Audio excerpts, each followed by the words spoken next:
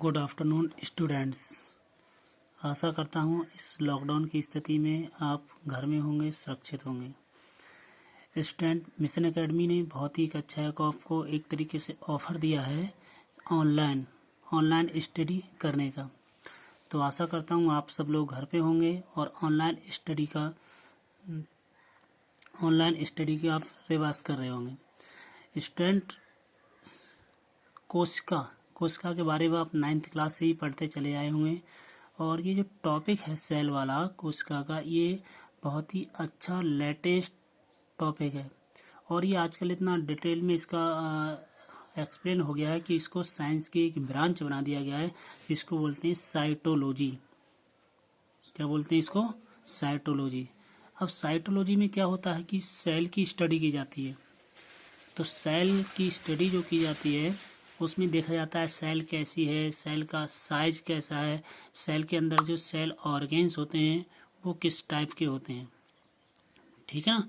तो सेल की डेफिनेशन तो मैं पहले बता चुका हूँ, लेकिन फिर भी चलो आपको बता दे रहा हूँ। देखो, जो सेल होती है वो क्या होती है? सेल किसी भी एनिमल्स की फंक्शनल एंड स्ट्रक्चरल यूनिट होती है जो किसी भी बॉडी के कार्य करने के लिए और उसकी स्ट्रक्चर बनाने के लिए उत्तरदायी होती है।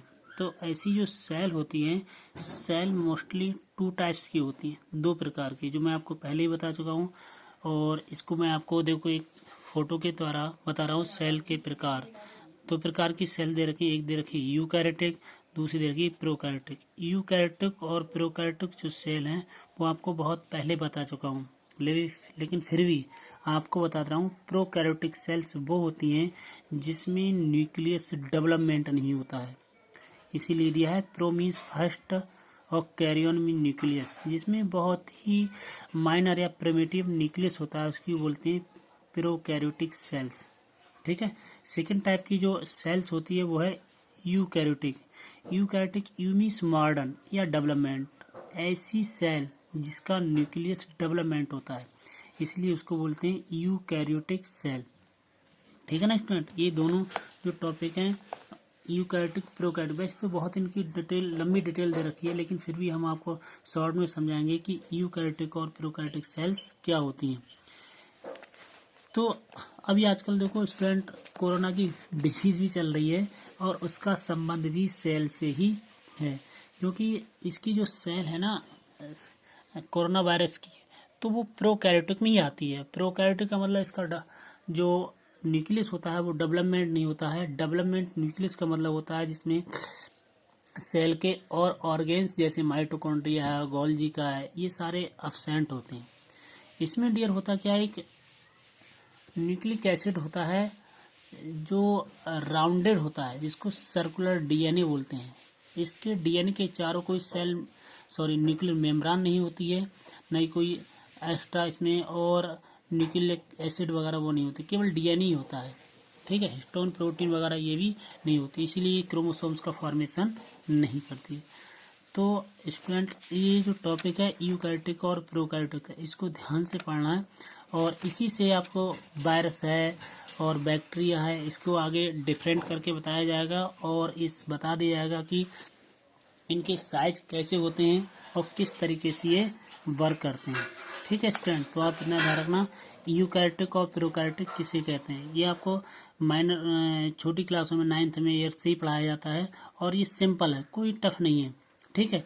तो इसमें देखो 2 प्रकार की सेल्स दे रखी है, यूकैरियोटिक एंड प्रोकैरियोटिक। इनमें थोड़ा सा डिफरेंट ही बताया गया कि प्रोकैरियोटिक सेल्स और यूकैरियोटिक सेल्स कैसे डिफरेंट होती हैं। देखो इसमें बताया भी गया स्टूडेंट कि जो प्रोकैरियोटिक सेल्स होती हैं उसमें केंद्रक पूर्ण विकसित नहीं होता है। पूर्ण विकसित केंद्रक का मतलब यही होता है कि उसमें ना तो गोल्जी का होता है, ना माइटोकॉन्ड्रिया होता है, ना ही ईआर एंडोप्लाज्मिक रेटिकुलम, ये नहीं होते हैं। और इसका जो डीएनए होता है स्टूडेंट, वो हिस्टोन प्रोटीन से जुड़ा हुआ नहीं होता है। ठीक है। और इसमें केंद्र गिल्ली भी नहीं होती है। तो ये सारे पॉइंट दे रखे हैं। प्रोकैरियोट में पूर्ण विकसित केंद्रक नहीं होता है, इसमें पूर्ण विकसित केंद्र हो जाएगा। इसमें केंद्र गिल्ली एब्सेंट होती है, इसमें केंद्र गिल्ली पाई जाती है। केंद्र का न्यूक्लियोलस ये होता है, ये भी इसमें एब्सेंट होता है बल्कि इसमें प्रेजेंट होता है। देखो अभी मैंने बताया था डीएनए के साथ हिस्टोन प्रोटीन नहीं जुड़ी होती है, यानी कि हिस्टोन प्रोटीन इसमें एब्सेंट होती है। इसमें क्या होता है, डीएनए के साथ हिस्टोन प्रोटीन जुड़ी होती है।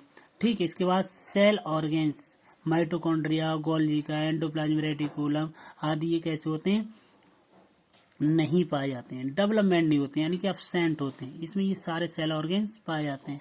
राइबोसोम्स, राइबोसोम्स भी मैंने आपको क्लास में बताया था और फिर ही बता रहा हूँ। Ribosomes are two type, 80 and 70S। जो प्रोकैरियोटिक सेल्स होती है उसमें 70S प्रकार के राइबोसोम्स पाए जाते हैं और यूकैरियोट में 80S प्रकार के राइबोसोम्स पाए जाते हैं। स्टूडेंट इसमें एस दिया है, एस का मतलब होता है शेडबर्ग यूनिट्स।